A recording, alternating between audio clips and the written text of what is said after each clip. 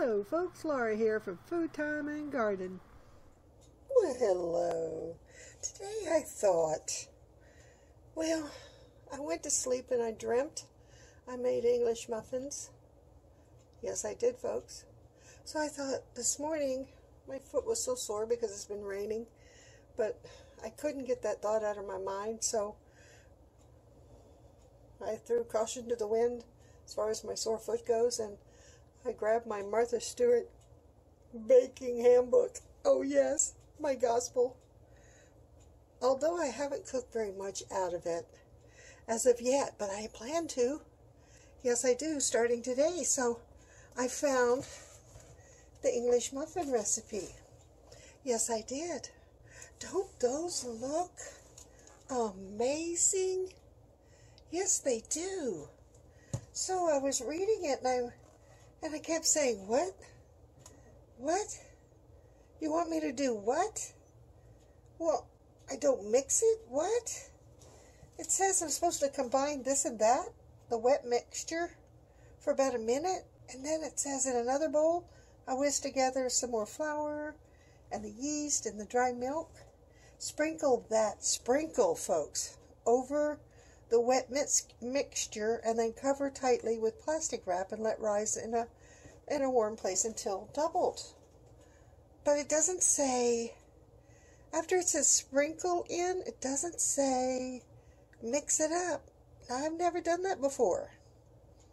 And then it says after 2 hours of it doubling, then it says to chill it in the refrigerator for an hour. Now, I understand that. That's what makes the all the little cracks and crevices in your little craters in your English muffins.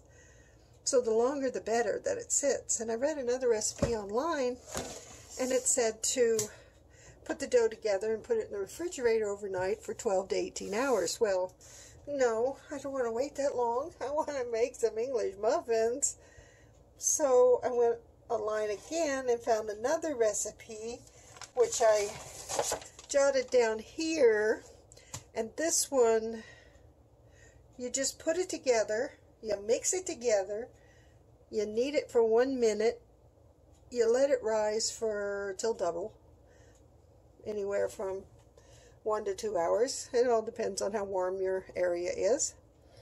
And then you roll it out to a 1/2 inch, cut it with a biscuit cutter, and then cook it on a greased griddle, which I have, a greased griddle. I actually purchased one after my oven and stovetop went kaputz. So I have that. It would be perfect. I could do 6 at one time. Perfect. So let's get started. Should I do both? Should I do one? I don't know. I don't know if I'm up for both, but I'm curious about Martha's saying sprinkle. She doesn't say mix until all the flours combine. She just says sprinkle. Well, I never heard of such a thing. But you know what? I think I'm going to put them both together and see which one turns out for me. Now, I'm sure Martha's will turn out beautifully if I know what I'm doing, which that just doesn't seem right. You don't mix it together, but the other one, you let you mix it together. So I'm going to do them both. So first I'm going to do this one first. The one I feel will turn out properly. So let's get busy. We needed to warm 1 cup of milk until around the edges became bubbly, which is what I've done. It became bubbly. And here it is. Now, it's a bit warm. My hands are clean. It's a bit hot. And I'm supposed to add the sugar to that and mix it up and then let it cool. Well, not get cold, but get cooler. Let it get cooler. Okay? So here is, so that's 1 cup of milk, and here is 2 tablespoons of sugar. We're going to put that in the milk. And we're going to mix that up till dissolved and let cool till warm. Okay, so that's got to cool till warm. And after it's warm, Then I will add the, let's see what it says, the yeast. So 2¼ teaspoons of yeast. Once this gets not so hot. It's got to cool down, folks. Yes, it does. It has to cool down. All right. All right, so that's cooling for that recipe. I'll remind you, the one I got off of Google and wrote it down, so I'll put that over there. So, next, as you can see, my book has been well looked at, and I've made, little post-it note markers and little page markers of what I want to do and whatnot, but the book, for the most part, is pristine. You won't find any spill marks. You won't find any crimped pages. Well, that's because I've sat in my chair and I've looked through it and drooled over it and wanted to do stuff in it, but really haven't as of yet until now. Now, my very first cookbook that I bought in 1976 was my Betty Crocker cookbook.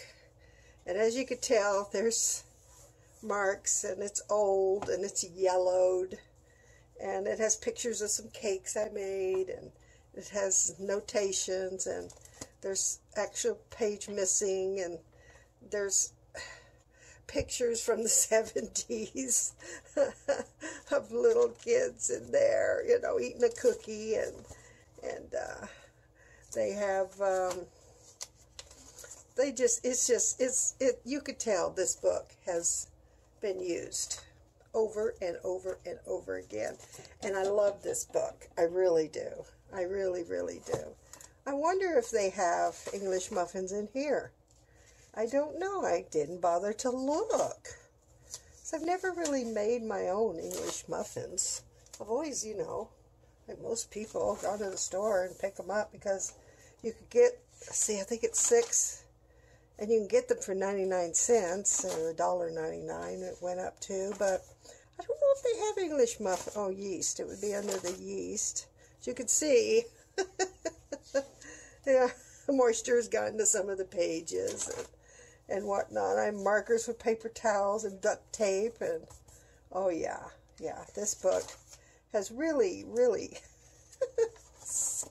been used, and that's a sign of a well-used cookbook. I mean, I'm sorry, Martha, I love you, and I love watching her shows and watching her cook things, and they always turn out so beautifully. Myself, trying new things, sometimes I struggle.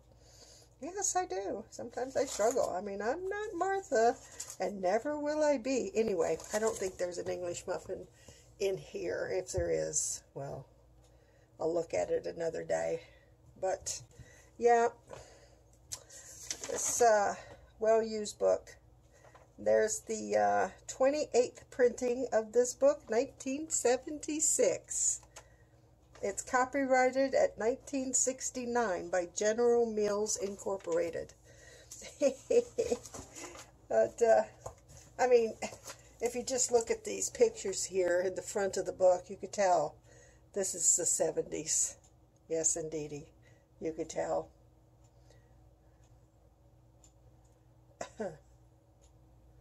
Yeah, you can certainly tell. Do any of you collect cookbooks?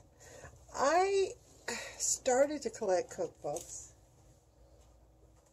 and then it's like, where do you stop? And I do have quite a few, and if anybody's interested in seeing the collection, I can bring them all out, shapes and sizes, and do a like a showcase of all my cookbooks. I have quite a few, but not a lot, but quite a, not, let's say, not enough to fill a bookcase, but enough to fill, a countertop or two. So anyhow, let's see what she wants me to do first.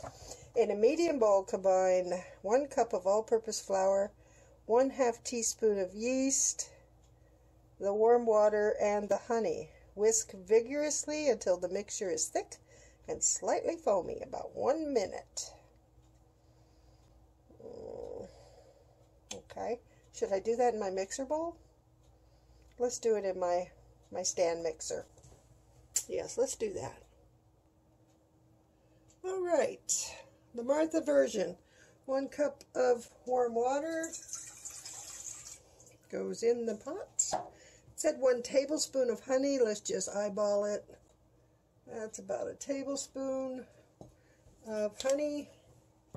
And it said 1 cup of flour and 1/2 teaspoon of the yeast. Now I'm using quick rise yeast in this. Okay. Now it said to whisk. So I'm going to get my whisker out. I put my whisker in there for 1 minute. Get it in there. There we go. Down there. Incorporate it and then time it for 1 minute. And my little timer. There we go. Start the timer. It's been started. Okay. Okay, it went for 1 minute. Some of the flour and whatnot was stuck inside, so it didn't say in the book, but I'm going to scrape the side of the bowl. I think that's sort of a given, even though she doesn't say. Just to make sure that I get it all. It's supposed to be thick and, don't you put it thick and whisk it until it's thick and slightly foamy. I think I'll go just about 30 seconds more. It looks like it's foamy. It said vigorously.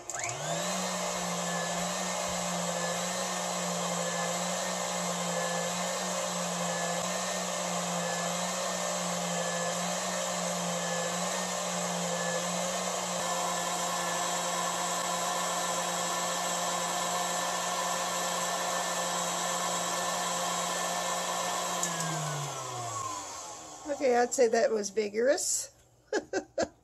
So it looks to be thick and foamy. So now, okay, it says to add the remaining 1 1/4 cups of the flour, 1/2 teaspoon of the yeast, and the dry milk. So it called for 2 tablespoons of dry milk. I wasn't holding that high enough, but you get the idea. You can hear me. So, sorry, I keep hitting the, here's the 2 tablespoons of non-fed dry milk. Okay, in you go. Now I'm supposed to whisk that together to get it mixed, incorporated, like so. Okay, now that's that. So now this is the weird part. Sprinkle over the wet flour mixture. Okay, let's get the whisk off. Get it off. Okay. Now I'm supposed to sprinkle this. This is so strange. Over the wet mixture. Okay, hang on a second. Okay, I think that's better. Now you'll be able to see what I'm doing. At least I think. So there's my bubbly mixture. And I'm supposed to sprinkle this over the top of the wet mixture. Okay, this is so strange. But I'm doing it the way she says to do it. And I'm not supposed to stir it. At least it doesn't say stir or incorporate or anything. It just says, oh, it's just so strange. It just says Sprinkle it on top. Cover it with saran wrap. Okay, here goes the saran wrap. Cover with saran wrap and put it in a warm place to rise until double in size. And that's what I'll do. Okay, so it's supposed to rise for 2 hours, so I made a note. MS for Martha Stewart. I need to check the dough at 1 p.m. And that'll do. Alrighty, back to my milk. It's no longer hot and it's just warm. So I'm supposed to add the yeast to the warm milk. There's the yeast. Then I'm going to add to the warm milk. Now this is the online version for the English muffins. This is not Martha Stewart. This is the second version that I'm attempting today. And we're supposed to let it bloom. So we will do that.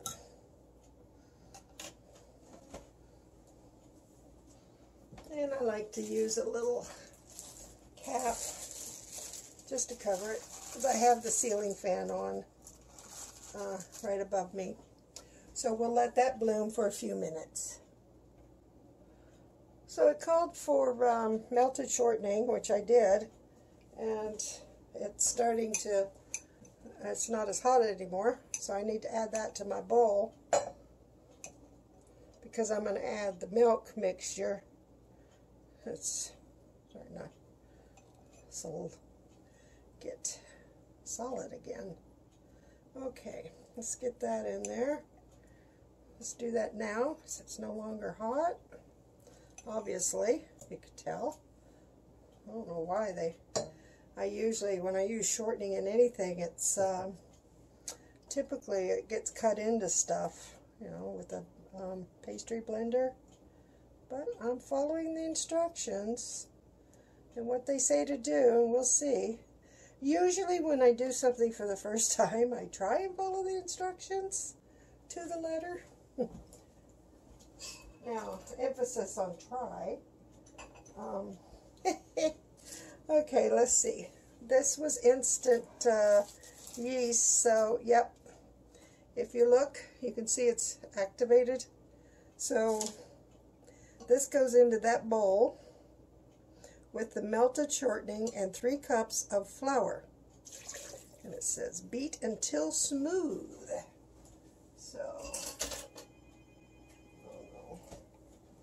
So let's get this in here, like that. And 3 cups of the flour, which I've already measured out, right here. So I'm going to add that to that. Beat until smooth. Okay.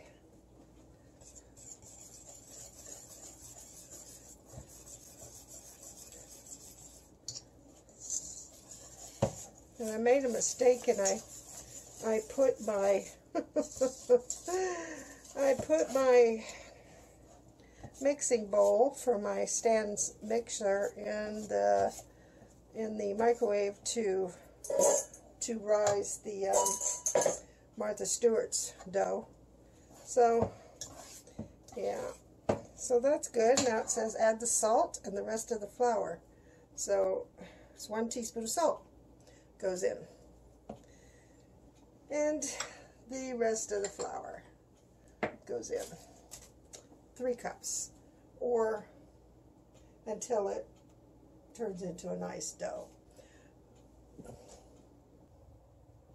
Okay, so I'm going to start incorporating the other 3 cups a little bit at a time as I need it,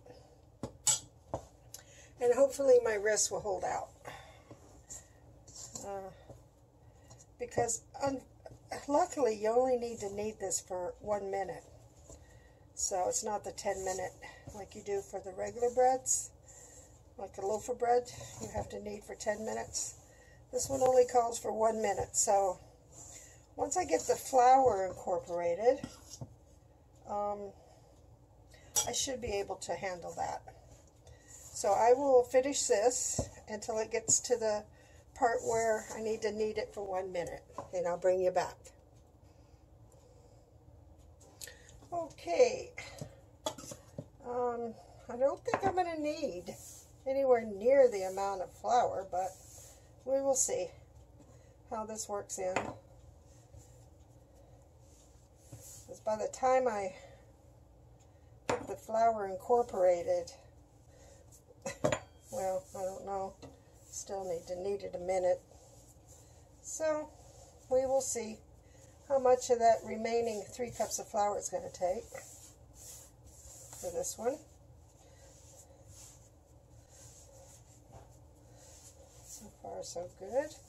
It's coming together. I like to get my bench scraper out and put that there so that bring it up in case it's trying to stick or something. Let's see.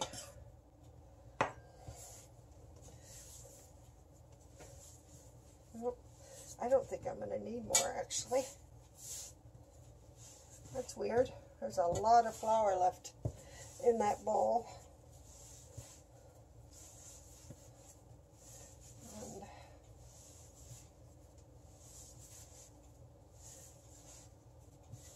which it's probably, whoops, I will need a little bit. Probably not going to use all of it. So I just keep kneading until it comes together, which is taking a lot longer than I wanted it to because all this rain. We have gotten so much rain. I haven't been out there to measure it yet, but I did stick a bucket out there to catch the rain. And it's a lot. Okay, now it's starting to feel like a nice soft dough, so I'm not going to add any more flour. It's not sticking to my hands, aside from what initially stuck, but it's not sticking now. So I'm going to knead this for about a minute. I'd say it's not going to take long. And then I rest it. I cover it and I rise it for, let's see, cover it, it just says rise. So I suppose till double and then punch it down and then roll it out to a 1/2 inch. So I'll bring you back after it's risen. I guess I should show you what it looks like when it went in the bowl. That's the size. I'm going to use some saran wrap. I could use those little bowl covers, but for dough I like the tightness, the tight fit of the saran wrap. It keeps any air out. It keeps your dough from forming a crust. I know people put kitchen towels and whatnot over it, which is what I'm going to do over the saran wrap, because I'll move it away from the ceiling fan and let it rise until it's doubled in size and go from there. Then I can roll it out and start cooking it. Or is it supposed to rise again after I roll it out? Yeah, another 1/2 hour after I cut it and put it on the baking sheet. Okay, I'll bring you back when I get to that part. All right, folks, it's been 1 hour since the Google English muffin dough was made. Let's uncover it and see if it's doubled in size. Okay, let's just fold this up so it's out of my way. And, oh, yes, it has. Look at that. It has doubled in size. I was a little concerned that Insta East had lost a little bit of its oomph, but it didn't. So, we need to take it out after we punch it down. I'm going to put a little bit of flour before I do the punch down. And I'm going to punch it down. And I need to roll it out to 1/2 inch. Okay. With my rolling pin, I'm going to put a little flour down. These are the best things to, when you just want to sprinkle flour, it works really well. So I always used to get way too much flour on my board. So here we go. I'm going to put a little bit more on the top. I'm going to push it down a little bit just to even it out. And we're going to roll it out to 1/2 inch. Roughly. Oh, that's a nice, it's a nice dough. You can tell that it's rested long enough because it doesn't fold back in on itself. If you have dough that has a tendency to be elastic in nature, like if you roll it out and it goes right back to where you had it, it hasn't rested long enough. But this is staying right where I left it. So I am going to dust it off a little bit. I have a little bit too much flour on there. Just get my little baster and take a little bit of the extra. I didn't need as much on there. Okay. Now, what I want to do is cut them out with a cookie cutter and then place them on a baking sheet that is covered with wax paper with sprinkled cornmeal on the wax paper, and I'll lay them on the wax paper, and then I'll sprinkle a little extra cornmeal on top of the English muffins. And then they have to rise again and rest for 1/2 hour. So this is, remember, this is the Google one, not the Martha Stewart one. That one has to wait 2 hours, and it has to go in the refrigerator for 1 hour, which is probably going to make more of the crevices for the English muffin. I think I'm going to get a smaller one so I can get 2 out of there. 2 smaller ones. Okay, yeah, right here. Okay, get that cut out. That cut out. A little bit smaller. Okay. Now, I'm going to put them on. I'll show you in a second. Once I get them on, my countertop's not very big right now. I'm going to set them on this pan. It's dusted with cornmeal.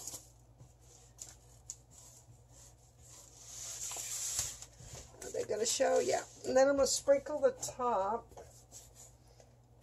with a bit more of the cornmeal, lightly, and cover them up.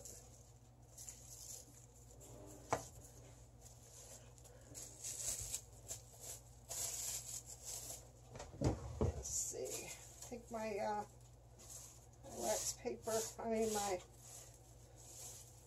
saran wrap got a little damp.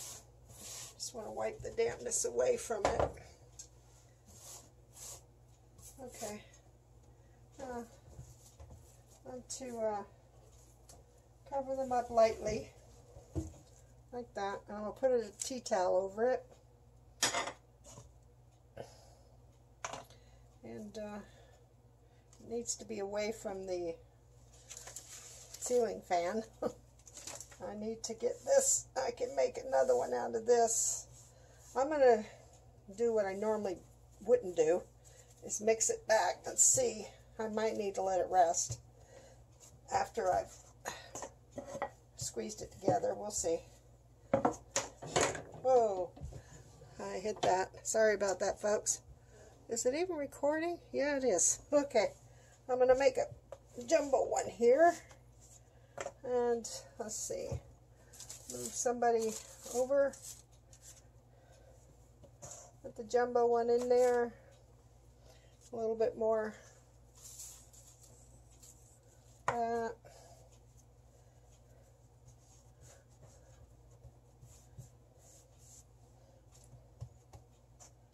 And I'm just going to place the remainder. See if I can make room. Usually, okay, I'm going to just place that there. This waste not, want not. Okay, so need another piece of saran wrap. Yes, I do.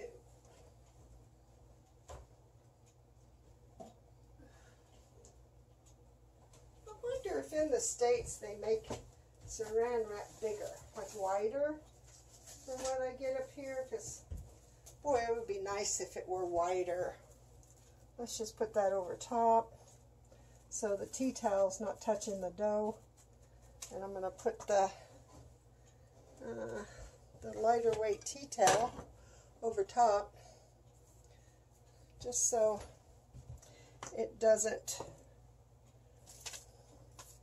dry out from the ceiling fan here. And I could save that bit of flour for the next roll out, I suppose. Or I'll clean it up after, I'm not sure. But I'll bring you back. So I'd say they rose very nicely. Now I need to bring over my griddle. I'm going to have to move it over here so I can film it to show you. And I'm supposed to grease my griddle and cook it 10 minutes on each side on medium heat. That just seems like an awfully long time per side, doesn't it? Well, we'll see what happens. Okay, this was the Martha Stewart one that had to be resting for 2 hours, and you just sprinkle the flour on top. Well, you can still see the flour on top. So obviously you must have had to stir it in, or I don't know. But I'm going to make a decision here, and I'm just gonna before it goes into the, because it's got to go an hour in the fridge now, I'm gonna lightly mix it a little bit. Most of the flour that was on top did go down inside. I think the whole thing is we want to keep the bubbles. I'm not sure. I have no idea her process, but it's very bubbly. So I'm just gonna mix just a little bit, because that just looked like all kinds of wrong. I don't know. Like the flour's on the side too. It's like it rose up above the flour. I don't know. I might be messing this up. I don't know. But I'm going for it, folks. I'm stirring it. Yeah, this just seemed wrong to me. So, I deflated it. Okay. Don't know if I was supposed to do that, but I did it anyway. Because this just didn't look like it was going to turn out. So, who knows? This could be an epic fail. Which won't be my first one. And won't be my last. So, I'm going to cover it and put it in the refrigerator for an hour. And that's supposed to help make the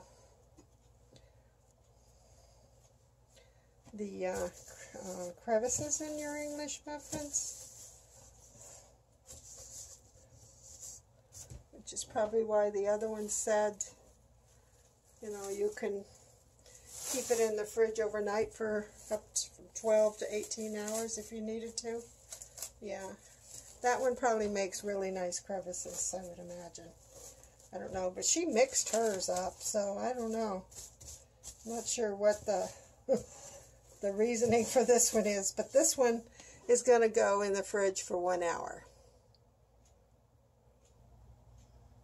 Is it moving?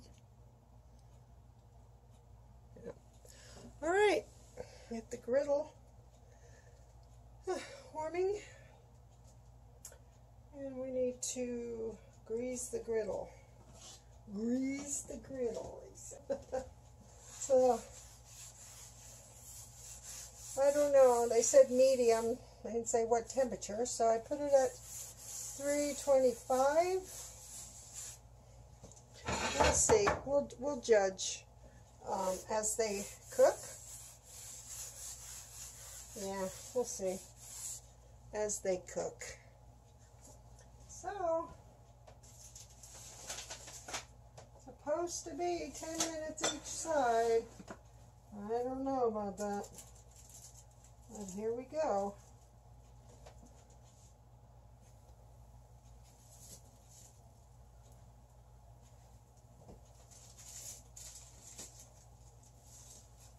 They rose beautifully. Very happy with that. Holy mackerel, I got a jumbo one there. That's a mega muffin. That'll probably take more than 10 minutes. So there's 6 that I can fit on there. The other 2 will have to wait. Those were the 2 small ones. So set the timer for 10 minutes. And there we go. Hope for the best. And get a little closer. There we go. I'll bring you back when I flip. So it's been only 4 minutes, and my griddle was obviously too hot. Now it's 5 minutes. So I turned it down and I flipped them. Okay, that's the other side I flipped. And I'm probably going to flip them more often than what the instructions called for. First time I had my griddle a little bit too hot, if you see there. But they appear to be cooking, and they may actually take longer than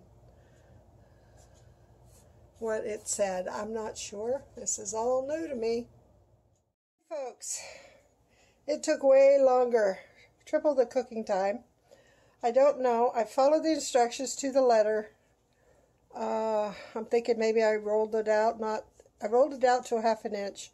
I think I should have rolled it to a 1/4 inch, because when it rose, it just wasn't going to cook in the amount of time given.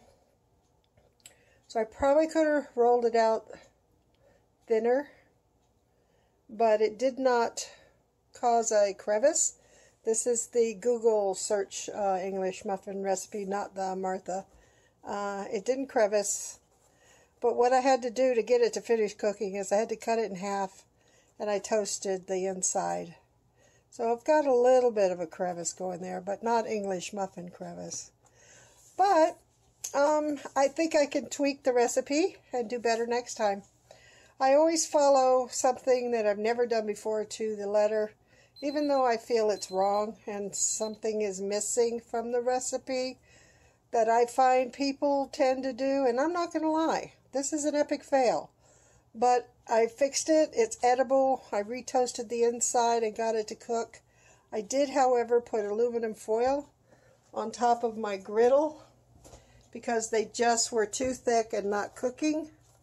So this is what I did. Like that. I put that over, and it seemed to cook a little bit better that way. I debated whether to put it in the toaster oven, but nah. So that's that.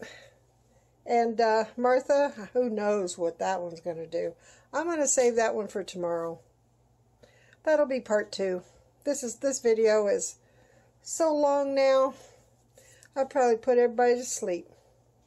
Anyway, if you are one of the few that stayed to the end, thank you very much. I really appreciate it. My feet are hurting. I need to go sit down and have a cup of coffee.